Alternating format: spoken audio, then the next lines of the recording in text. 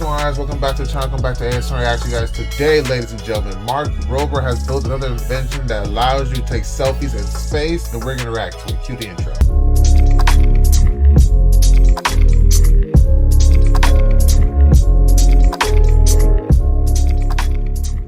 This is my brand new custom-built satellite called SatGus, and in about a month, she'll be zooming by way up in space at 5 miles per second. But what makes SatGus so special is that she's got a phone right here and a camera right here, and her sole purpose is to take your selfie in space with the Earth photobombing you. And it gets even cooler, because if you tell me the city you If Mark could actually pull this off, that would actually be freaking sick. Oh my god. live in when you upload your picture to the satellite, will not only take the selfie over your city, but will tell you precisely when that will happen. So if you go out to yard and wave, you'll technically be in the photo twice. It's incredible we live in a day and age where just an everyday civilian like you and me can just decide to build something and then send it to space. So today I'm going to give you a 6-step crash course that will tell you all you need to know to build and launch your own creation to space one day. And these 6 steps are very near and dear to my heart, because these are the exact same 6 steps I first learned when I was a young engineer at NASA working on the Mars rover. So for step 1, right out of the gate, you gotta first design your creation digitally in CAD. And that stands for computer-aided design. And it's really the first step for anything that gets made and manufactured these days. From a Mars rover, to a phone, to a hammer, to a shampoo bottle. CAD is critical for visualizing what it will look like and helping make design decisions about what should go where. In our case, after a few months of the design phase, we landed on something that looked like this. And it might look really impressive, and in many ways it is, but we sort of cheated and saved ourselves a lot of time and money because this is something called a CubeSat. About 25 years ago, a couple Stanford professors realized every satellite that goes to space needs all the same basic elements like solar panels, radios, and computers. So instead of everyone having to start from scratch and reinvent the wheel every time, they standardized the basic necessary hardware and sizes. Of the most common sizes used, the smallest Nice, because who wants to start from scratch, man? You get a nice little blueprint.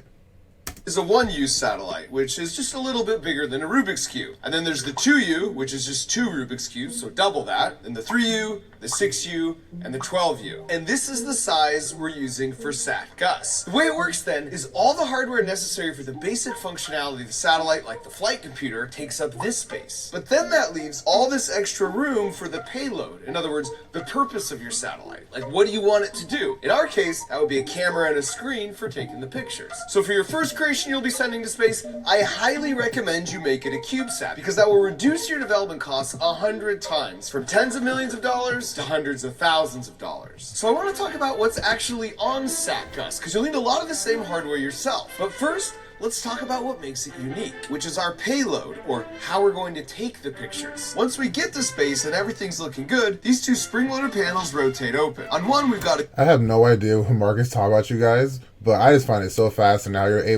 how you're able to engineer and build something to do something like this, though.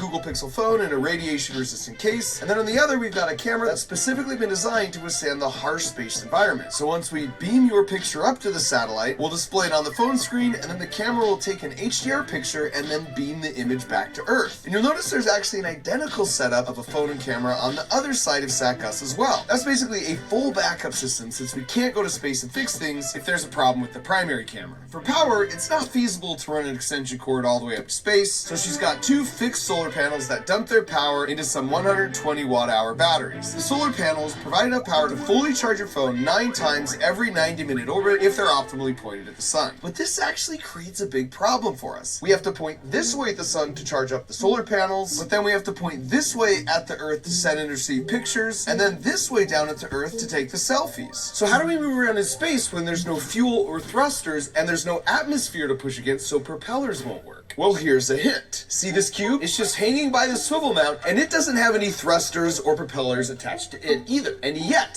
when I push this button, get it to magically rotate and then stop. So can you guess what's going on inside to make that happen? Well, if we take off the panels to take a look, the trick is this spinning disc, or flywheel. Because angular momentum must be conserved, if the flywheel starts spinning one way, physics says the cube must rotate the other way to maintain equilibrium. So if you orient these 3 flywheels we call reaction wheels, all 90 degrees apart from each other, then you can spin them up and down to orient the whole satellite to any direction you want in space. And just like you can see here, they're incredibly precise. Now, because rotating the satellite satellite is critically important for a backup and to help unspin these flywheels once they get to their max rotation speed. We've also got 3 I wonder, are you guys out there who are constantly engineers? Are you guys developing stuff like this too? Because if you guys are, let me know in the comments below, because I find this very fascinating. Quads. Again, all oriented 90 degrees to each other. These are super genius and are such a simple design, you can even make one yourself, where you just run a bunch of wire around a $2 piece of crystalline iron, and when you run a current through that wire, it creates a magnetic field. You can see proof of that here, because when we turn it on, it moves this compass. But that new magnetic field will want to line up with Earth's magnetic field, just like how normal magnets want to line up together. So you can see here, simply by turning it on and running current through the wire, seemingly by magic, you can change the orientation of this little floating platform. Another challenge we have is SatGus needs to know exactly where it is at all times relative to the Earth, so it knows when to snap your selfie as your neighborhood is passing underneath, along with a bunch of other reasons. To solve that, we've got a GPS on board, but that only tells us our location, not our orientation. So for orientation, we've got an IMU just like your phone does when it knows you've rotated it, as well as 2 star trackers that take pictures of the stars and match them against a catalog of star pictures to understand which way you're facing. But sometimes they can't see the stars because the sun's blinding them. So there's also 2 sun sensors that locate the brightest spot in the sky and just assume it's the sun, and those work great for course measurements. For the second to last critical piece of hardware, we need to be able to talk to it. For that, we've got 2 different radios, one slow and one fast. There's a UHF that has low data rates, and that's for basic commands and telemetry communication, and then an S-band, which is for higher data rates, like actually transmitting the pictures. And the final piece of hardware on SatGus that you're also going to need for your own space build is the flight computer. This is the brains of the satellite, and it takes all the inputs from the sensors and radios, and then makes the choices on where to spin and take the pictures. For step 2 of building and sending something into space, we need to analyze our design, because there are 4 main ways space tries to kill you. So we need to investigate each of these and make sure we're protected. The first is that it will try and shake you to death. Technically, this actually happens on the launch pad before you get to space, but the rockets necessary to escape the Earth's gravity are so massive and powerful, the violent rumble inside the rocket is strong enough to break most items we use on a daily basis here on Earth, especially if you're vibrating at the same rate as the rocket. And here's what I mean by that. You know how if you push someone on a swing at just the right time, they go higher and higher? Is that too high? No. Is that too high? What? Higher! But then if you push at the wrong time, you actually mess up their swinging and they slow down. Everything has a resonant frequency, from your phone right after it hits the ground to your house in an earthquake. To illustrate, I've got 3 masses here that all weigh the same. They're just attached to different rod lengths. So as I increase the shaking of the space plate, see if you can spot when we hit a resonant frequency. Oh, there it is for the long one. It becomes like the swing because we're adding more and more energy with each shake until it breaks. That's very fascinating. fascinating. Now, once again, if I increase how frequently this bass The red one shakes goes for its much stronger. and we go past the resonant frequency of the big one, now the longer rod is fine, but the middle one hits its resonant frequency, and now it breaks. Now, if I do this once more, and maybe pause at the first resonant frequency, and maybe I pause at the second, and then I crank it all the way up, the yellow one doesn't move. But we never quite hit the resonant frequency of the small one. The other one doesn't move. That's the key. The shaking base plate represents the rumbling, shaking rocket. We have to make sure all of our hardware has a resonant frequency above the rockets, just like the short one did, so it doesn't break off like the longer 2. But how do we do that? Well, remember that CAD model we created in step 1 to organize and package everything? We put it to double use, because now we turn it into a finite element model. This means we take the whole structure and divide it into a lot of little chunks called a mesh. Each chunk is small and simple enough where we can use really basic physics equations to see how it will affect the chunks next to it if you start vibrating them. So now the computer just has to solve lots of really simple equations that are all connected, as opposed to one single impossibly difficult equation, to make sure that the resonant frequency for the whole satellite and each individual part are all higher than the rocket shake frequency. After that, even though we know we won't overlap with that low resonant frequency where things will go really bonkers, it's still a pretty violent shake. So we use that same finite element model to make sure all the pieces on the satellite are still strong enough to even withstand those lower level forces. The second way space tries to kill you is it wants to both burn and freeze you to death. Here on Earth, we've got a nice cozy atmosphere that acts like a giant blanket that holds in heat from the sun and moves heat around through wind, which keeps the temperatures relatively stable. But in space, there's no atmosphere and no wind. And so in a single orbit, parts of the satellite can get as hot as 212 degrees Fahrenheit in the sun, and then as cold as negative 112 degrees Fahrenheit in the shade. That's like going from nearly twice the hottest temperature ever recorded in a desert on Earth to the coldest temperature ever recorded in Antarctica every 90 minutes. If we don't protect against it, those temperature swings would freeze or overheat the electronics pretty fast. So once again, we use that mesh that makes the math really simple. Only now we investigate how heat spreads through the metal structure when it's in direct sunlight or in Earth's cool shade. And once you've done that, you now know where to place the heaters, such as near the flight computers, so we can make sure it doesn't get too cold in the shade, and then surface coatings as radiators to make sure it doesn't get too hot in the sun. The third way space is trying to kill you is to sunburn you to death. An hour in direct... What I like about this whole thing is the fact that Mark is teaching us, like he's educating us more about how the Earth is, how space is, how it develops and everything. So even if you're someone who's not really in stuff like this, you can really get educated and know more about this. And you might be interested in stuff. Like I said, like, you know, I like computer programming. I like web development. So I do love coding and stuff like that. So I do find engineering, the behind the scenes part, very fascinating because it's made me think that a lot of stuff that we do is literally just programming, development. So it's pretty cool. Direct sunlight in space is equal to an entire year of standing in the sunlight on Earth, thanks again to our protective, healthful atmosphere. So we need to effectively put sunscreen on the satellite by placing critical electronics behind a thick enough piece of metal or glass, or else the extreme harsh radiation from the sun and other sources would damage the electronics. But how thick should it be? Because we have a very tight weight budget and we can't afford to make an enclosure thicker and heavier than it absolutely needs to. Well, as an example of how we figured that out, we took our Google Pixel and placed it in a radiation chamber that mimics the harsh space environment, then blasted it with radiation, and it actually lasted about 10 minutes, which is pretty impressive. Plus, it looked really cool. And so now that we know exactly what amount of radiation causes phone screen failure, we can calculate how thick the aluminum and glass enclosure needs to be to make sure we stay well below that value. In our case, the necessary layer of sunscreen ended up being aluminum that's 6 millimeters thick and a radiation hardened glass that's 5 millimeters thick. Speaking of super advanced phones in space, we partnered with both Google Pixel and T-Mobile to make this whole thing happen. Google Pixel was the obvious choice to take the first ever selfie from space because of its specifically tested durability, bright high-resolution display, and the real tone technology that accurately displays all skin tones. And then T-Mobile because they're already partnering with Starlink to provide satellite coverage to keep you connected in places you never thought possible. So they were our experts when exploring how to communicate with our selfie satellite. And the fourth and final way space is trying to kill you is to vacuum you to death. We don't always realize it, but we're at the bottom of a huge dog pile of air molecules, which means our body is constantly pushing back against all that collective weight we call air pressure. But if you remove all that air pressure to mimic space conditions by sucking it out with this vacuum chamber,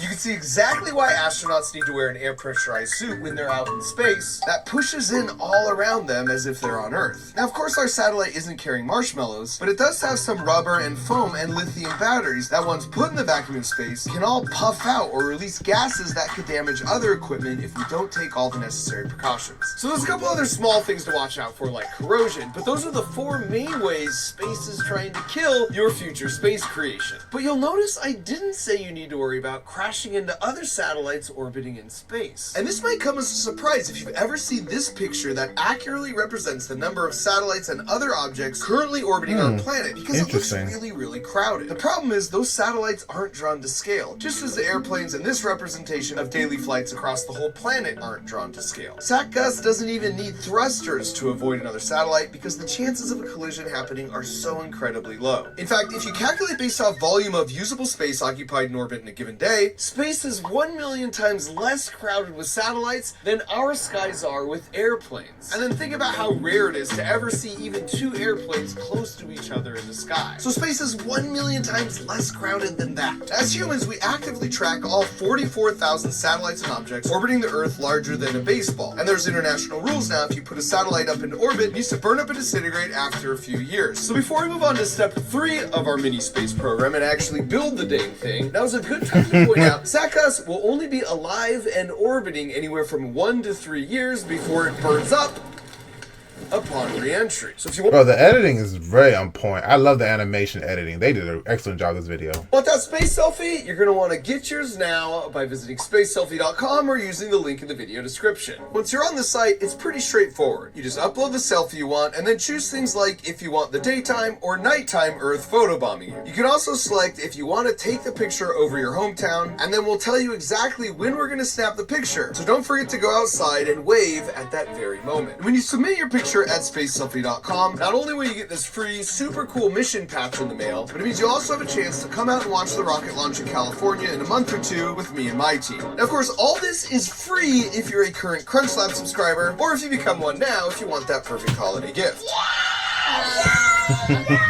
Otherwise, all you gotta do is sponsor one box for a kid who can't afford it. Either one's a great choice. But I'll just point out, if you're like me and one of your favorite things in life is experiencing those aha moments where you learn something new, like maybe that's even happened watching this video, and if so, you're gonna love the CrunchLabs build box if you're a kid, or the CrunchLabs hack pack if you're a teen or adult. In both cases, they get delivered right to your door, where we build them together and learn all the really cool science and physics that make them work. For example, BuildBox subscribers already learned all about the flywheels we talked about earlier in the video, because the first mechanical toy we put together is this super fun mini disc launcher, where the physics principle we discuss in the exclusive video for me is flywheels. And for Hack Pack, we take it up a notch with a really cool robot that will work right out of the box with no programming required, but then as a fun incentive to dig in and tweak the code, we make it easy to level up the robot's capabilities using the online coding module. And since the holidays are here, there's nothing more fun to put on your list, nor is there a better gift to give. An investment in the future of that favorite person in your life as you watch their confidence, understanding, and resilience grow. On top of that, I promise you'll be guaranteed to be the first person that has ever gifted them a picture of themselves actually in freaking outer space. That's freaking sick, though. CrunchLabs.com or use the link in the video description. Or to say thank you, we're giving away either 1 or 2 free boxes as a holiday special. Alright, so now that we've completed step 1, the design of our satellite, and then step 2, by doing all the math and analysis to make sure it will survive the brutality of space, we finally have the confidence to start step 3, actually building it. And as is tradition here, we're just gonna knock it out in a 15-second build montage.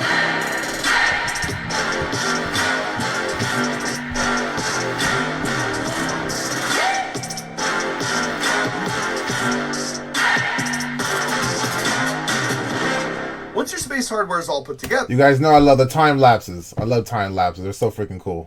you're going to want to run through a full hardware-software test to make sure everything is working exactly how it was designed to. So for us, that includes things like unfurling and then testing the solar panels, test deploying both our camera and our screen, and running a full selfie upload and transmission test. Now, I mentioned earlier, SatGus actually has 2 screens and 2 space-hardened Redwire cameras. Now, hopefully, we never end up using the redundant backup set, but it's there just in case the first one stops working for any reason, because we can't exactly just go up to space and fix it. This is actually pretty common when designing things for space, especially for mission critical items. Even my own hardware I designed for the rover had a backup. Both these doors can open and accept an individual dirt sample from the rover arm, even though the dirt actually went to the same place to get analyzed. So once everything looks good, all you need to do now is sign the thing and then add some googly eyes. Okay, fine. Sadly, googly eyes aren't allowed in space. Now that it's officially googly eyes to be working, it's time for step 4, which we refer to at NASA as the shake and bake. Basically, when we analyzed the design in step 2, we predicted how SatGus would respond to the extreme vibrations and temperature fluctuations from launch in space. Now it's time to run some tests by shaking it and baking it to reassure ourselves that our predictions were accurate. For the shake part, we attach SatGus to a shake table and shake it in all 3 directions for 1 minute. We also shake it at a bunch of different frequencies to make sure there aren't any unexpected resonant frequency issues with any of the hardware. Now, the intensity of the shake is a little bit more than what we'll see on the launch pad, so if she survives this, we now have both analytical and actual proof she'll survive the ride to space. We're also checking to make sure nothing comes loose. For example, if you don't glue your fastening hardware down, as you can see here, all the vibrations can actually cause them to unscrew themselves. For the bake part, we put SatGus in a vacuum oven, just like space, and then cycled it to the maximum and minimum temperature 3 times, and even operated the satellite at these temperatures for extra peace of mind mind that once again, both analytically and practically with the test, when she gets to space, she'll have no problems with the vacuum and she won't freeze or burn to death. So once you're done with the shake and bake and you do some final tests to confirm everything's still working perfectly, now you can load it into its launch dispenser and pack it up. When you get to orbit, the dispenser will stay attached to the rocket, but the ejection spring mechanism inside it will gently push that gas out to space. Another nice feature of the dispenser is that it has rubber isolation dampers where it attaches to the satellite. This serves to further limit the amount of shaking the satellite will feel. It's the same kind of thing tall skyscrapers use to limit how much shaking they feel from an earthquake. You can see how much this tower shakes when directly attached to the shaker table, but if we separate it with rubber pads, now you can see the shaking is greatly reduced. So now with everything packed up and ready to go, the next stop is step 5, the launch pad. SatGas will be launching on a SpaceX Falcon 9 from Vandenberg Space Force Base in California. Now when you launch your own creation to space, I recommend SpaceX because they're currently the most inexpensive option by far. Also, when you book a spot on the rocket, the website makes it feel like you're just ordering a pizza as you select all the options you want, such as which orbit, launch date, interface plate options, or even add-ons like extra fuel. Now Vandenberg might seem like an odd choice to launch from, but it's really strategic. Because we want to take satellite pictures over every spot on the Earth, we don't want an orbit that circles this way around the Earth. We need an orbit that circles this way, so we have full coverage of every spot as the Earth rotates underneath us. Fun fact, spy satellites also have orbits like this, so they can also take pictures anywhere on Earth. So to get this kind of orbit, we need to launch to the south, and for safety reasons, it needs to be over water. And this makes Vandenberg an ideal choice in the United States. Now, if you're sending something to Mars and you need to escape Earth's gravity, for that you want to be as close to the equator as possible because you save fuel by taking advantage of the fact that you're already moving 1,000 miles per hour to the east as the Earth rotates versus 0 miles per hour to the east if you launch from, say, the South or North Pole. This is why in the United States, those missions either launch from here or here because they're as south as possible and both launch east safely over water. Now, SatGas won't be alone on this trip. There'll be anywhere from 50 to 100 others hitching a ride, all contained up in the nose part of the Falcon 9. That portion that carries the thing you care about putting in space is called the fairing, and on the Falcon 9, it's big enough to house a school bus. Then down below at the bottom, you've got a big liquid oxygen and fuel tank that power 9 engines, and then a smaller identical set near the top with a single engine, because these two parts will eventually separate when we get to space. So after a very dramatic and very powerful liftoff sequence, with the equivalent energy of setting off nearly 8,000 sticks of dynamite, the Falcon 9 launches off the coast. It takes about 2.5 minutes before it's traveling at 3,700 miles per hour. Now it's time for the main booster to separate from the top portion where SatGas is stowed away. What's really cool though is that it falls back to Earth and then eventually flies itself autonomously back to a landing pad so it can be used for another flight. This is one way SpaceX is able to fly things so much cheaper, because boosters used to not be reusable and you'd have to build a new one for every single flight. Now the remaining single engine fires itself up for the first time to keep building up some speed, and 30 seconds later, 3 minutes after launch, the fairing splits in two and peels off, exposing all the satellites as the engines continue to fire. It then continues accelerating for an additional 5 minutes, getting up to a speed of 5 miles per second, which is about 10 times faster than a bullet, at which point, just 9 minutes after launch, it cuts off the engines. Now it will just silently coast for close to an hour, after which it will take about 2 hours to deploy each of the satellites, including ours, one by one, as it completes an orbit around Earth. And this brings us to our 6th and final step of our bootstrapped space program, which is operations. Once SatGas ventures off on her own, after a couple hours, we should hear back from her saying everything's going great. After that, she'll stretch out her solar panels and then deploy the screening camera. We'll be monitoring all her vitals from this mission control room here, and after a couple weeks, when everything is confirmed to be in perfect working order, she'll start taking the selfies. And she'll keep taking selfies every single day until she reaches her honorable end in approximately 1 to 3 years. And this might seem sad, but there's no way around it, because as her orbit decays over time, she starts bonking into more and more air molecules as the atmosphere gets thicker and thicker, slowing her down even more. And because she has the energy of a 55-pound cannonball traveling 10 times faster than a bullet, he builds up dramatically from so much air friction, and she disintegrates spectacularly in a glorious hot fireball. And to give you a sense of just how much energy this actually is, this is a model of our satellite subjected to only 5 sticks of dynamite, or 1/100th the re-entry energy.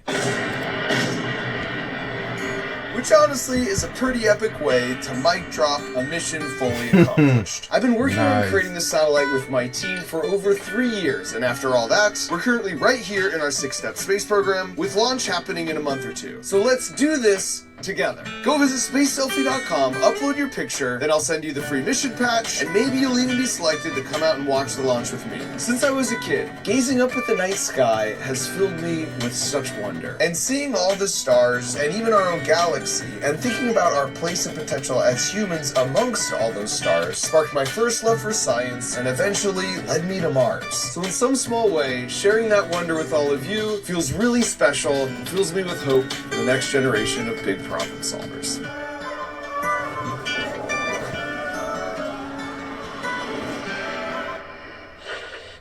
Let's do this. With the holidays right here, what about getting or giving a different way to think? Or how about even a free college tuition? That's awesome. Well, in either case, Crunch Labs has you covered, because every hackpack has a chance to contain the Platinum Diploma. If yours has it, college tuition is free for you or someone you love. And as for the thinking part, of course, you get that for kids with the build box, but for teens and adults, if you always wanted to make and build cool stuff, but just haven't figured out that first step, Hackpack is it, because you're getting a series of really fun programmable robots that get delivered right to your door, where we build it together and learn step by step the kinds of engineering skills that go into making the builds on my YouTube channel. And they work with no programming required, but since my goal is to take you from wherever you're currently at and then level you up, you can easily hack the microcontroller brains of any of these robots in a bunch of ways to completely level up the functionality. There's also a community where you can share your builds and post your questions, as well as an AI chatbot named Mark Robot that will check your code and even help you implement your most creative ideas. So no matter what your age, this holiday season, if you want to grow your brain in really fun ways and get or give someone their actual picture from actual space, just go to crunchlabs.com, use the link in the video description where to say thank you. We're giving away either 1 or 2 free boxes as a holiday special. Thanks for watching. Actually, guys, that was Mark Rover's video, Satellite in Space. Like I said, I loved it. It's a great video. What I like about Mark's video is the fact that he gives you like a whole education learning experience. Like, I feel like I learned from the beginning to always the end what it takes to build a satellite. And that's the whole point of the video. And that's what I love about it. He takes you on a journey from the beginning all the way to the end. So the video is so entertaining. Like, you want to watch the entire thing. You want to learn more and more and more. It's so educational. So I loved it. So let me know what you think about it. Let me know what you guys think. Let me know what you guys like about it. I liked it overall. Make sure you guys comment below your thoughts. Make sure you guys like, subscribe. Social media all up on the screen right here. Go follow it. Video pop on the screen of the video. YouTube, you're gonna like. Make sure you click on it. I'll see you guys there. Take care and peace.